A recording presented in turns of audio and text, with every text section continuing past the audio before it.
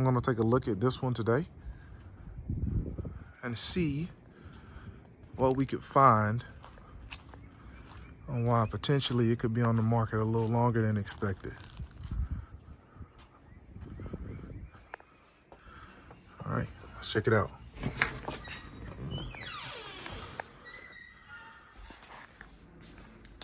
All right, guys, we have just entered the home from outside earlier. Welcome back to the channel. Today, I want to take you guys inside another sold as is property, but this is an investor-owned property. And I'll show you what you might typically see in an investor-owned property and some things I look for if I have clients that are looking for said homes. So first thing when walking in over here to the left of this particular property, located in Conyers, Georgia, it has a little over 2,100 square feet. It is a two-story home of 4-3. And this is the dining room here. So first thing coming in, I'm looking at all the walls in these homes. Investor-owned homes are typically rented out, obviously, and they tend to take a beating. So I look up as well. Obviously, you want to look up. So there's just not so good electrical work there. Just a little sloppy on installation. Then up here we got a hole in the ceiling. Not sure what was there, what was going on. We got some damage to the drywall right here. Cosmetic things, yes. So we can keep moving forward, okay? So we're actually gonna swing on over to the right side once you come into the door. And this would be your main family room or living space. So when you come into this home, investment home, really any home that you're looking at, you wanna take a look at your AC vents. And here's why. So you could take a look at these and you can see what type of flow the AC unit was able to kind of produce somewhat, right? You see these are quite messy. So they probably weren't taken care of really well as far as like cleaning or changing out filters. Or they could have been behind some type of furniture. And as I mentioned before, take a look at the walls.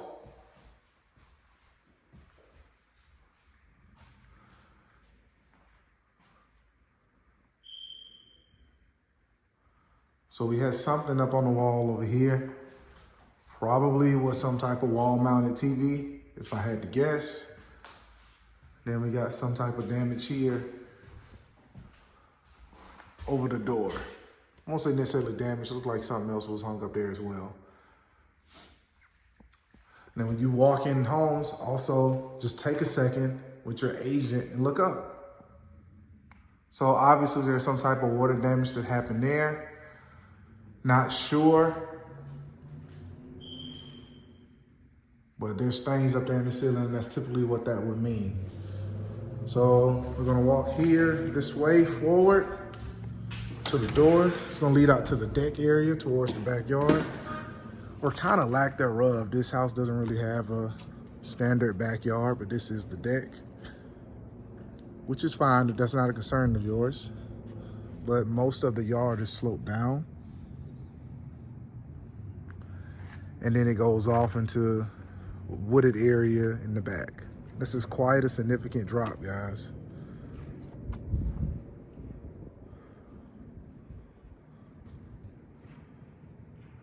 And this is the back of the home.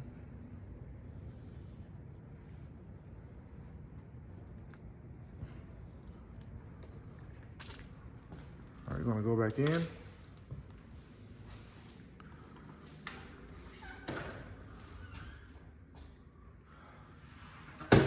What we're looking at right now is the kitchen area.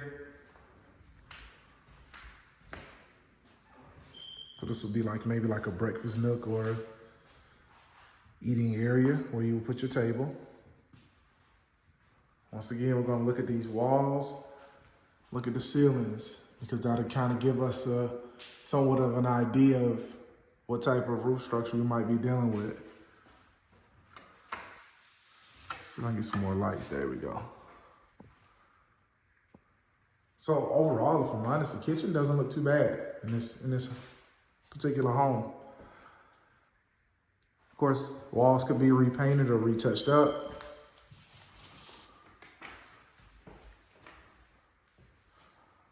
Here's where the fridge would go. Stove. And of course, your sink and dishwasher. Countertops are quite nice. Okay. And then this would be a pantry.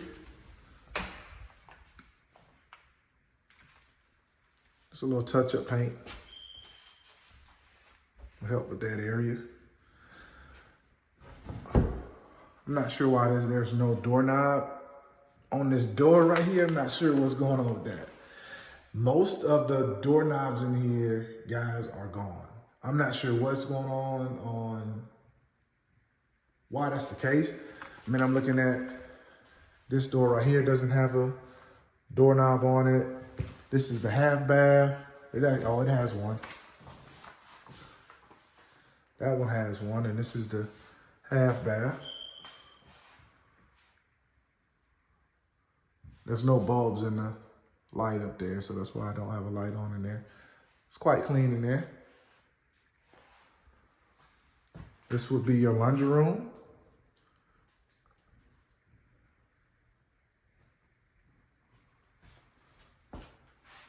So just cleaning in here would probably actually fix this area right here.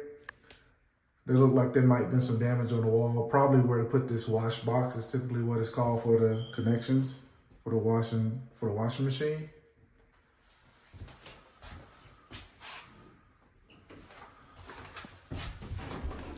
And this is just like a smaller closet inside the laundry room, and this is your garage out here. So this door looks like it's damaged. Looks like it might have been ran into, possibly. I'm not even sure if this door works. I'm not even gonna try it. I'm assuming it doesn't because there's a very high-tech locking mechanism right there.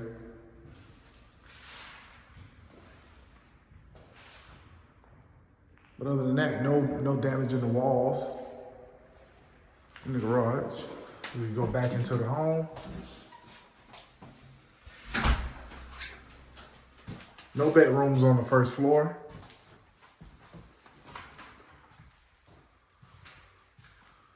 Back into the dining room.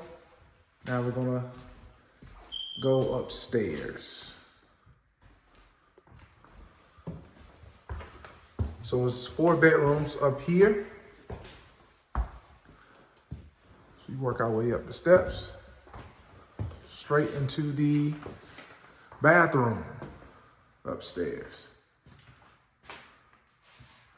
It's a full bath, tub shower combo.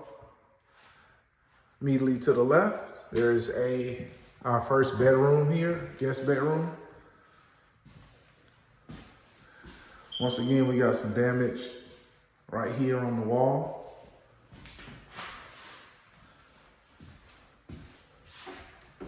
And then this is the closet for the first bedroom. All right, coming out of there.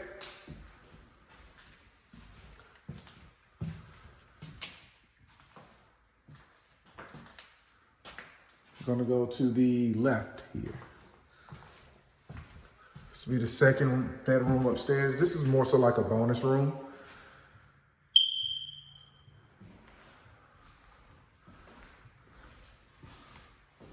And it also has a closet as well. But you can't use this bonus room as a bedroom. Some people call it a free room over garage, whatever you like to call it. So coming back across the steps, and you can see that the rails have definitely got some use. Everybody touches this light post here, this post here, and then further down, that's why the paint is off of it. But of course, that can be repainted. If I'm looking at that from a potential investor's point of view, if my client was an investor, then they know a coat of paint kind of help fix that. Coming to the second bedroom.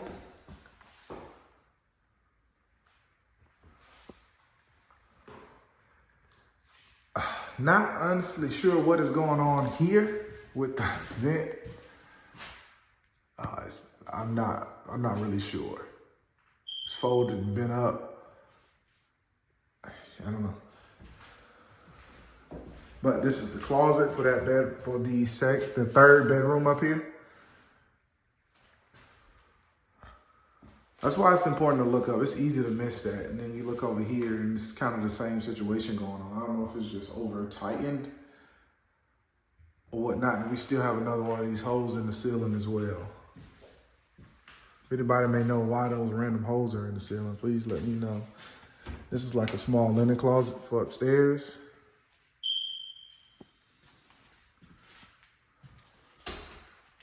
Here's kind of a partial view to the foyer coming into the home. And you can see there's a hole right there on that wall as well. We'll talk more about that when we get back downstairs. And here is the master bedroom of this particular home. So once again, we'll look around, checking the walls, the vents.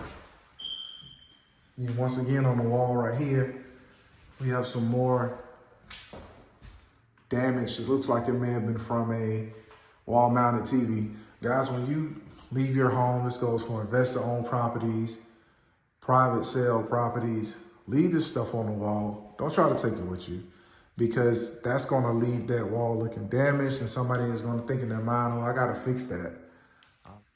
All right. So now we got our master bedroom right here. Excuse me, master bathroom. The garden tub, big window, view outside. It's a double vanity. There's one right here on the left and one right here on the right. And then the toilet is right here, tucked away in this corner. It's a lot of space right there to sit down and do what you need to do. Here's the shower. And then the master closet.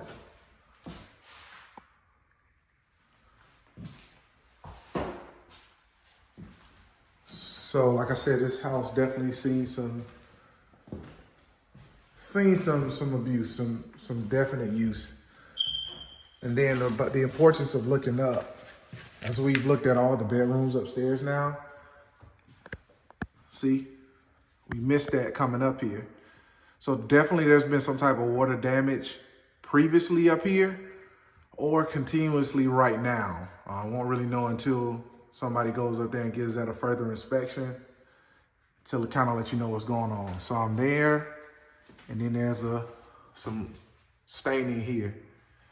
It's important things to point out, because a lot of things in here can be fixed by just painting, and some cannot. They require a little bit more in-depth work. So this hole right here, if we just look, you see that? I can see straight outside of the house through that hole. Now, the door doesn't have a peephole, but I don't think anybody's really tall enough to use that hole right there as a peephole to look out at somebody. But this home is sold as is. They planned on fixing not any of that. So now let's go ahead and take a look at the basement. Once again, this door does not have a doorknob. So you just have to put your hand in there and pull. And we'll just run down here real quick and check this out.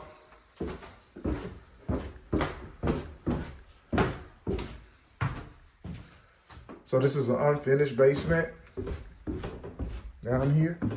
So I'm just looking at the floor. Typically when I come down in homes and I look in basements, I always look at the concrete floor. If you know what to kind of somewhat look for, it'll help you. I'm not an expert, but just take a second and look. So You can see there's a little bit of staining on the concrete right here. So that looks like that might have been at some point, maybe not now, there was probably some water leakage here. And it could have possibly came from the water heater, because you can see that wood also looks a little damp. So maybe there's been some overflow from the water heater and that came out and kind of leaked here all into this area. Whenever you have some type of water leak like such, you can kind of tell that hard water, when it dries, it'll kind of look like a little bit of kind of chalkiness on the concrete floor. So just be conscious of that when you go and look in basements. Like I said, unfinished right now. It's probably, if I'm honest though, the best part of this particular home is the basement. Looked like it was the least touched or tampered with. So you walk around.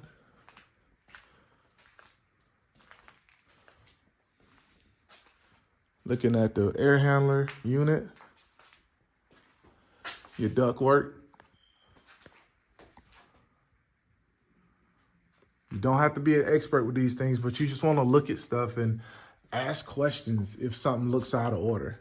You know, oh, well, why is that wood wet down there? Just keep that mentally in your mind. Your agent may not know the answer, but if you were to think about purchasing this home or a home that had a situation like that, you would definitely need to mention that to the home inspector.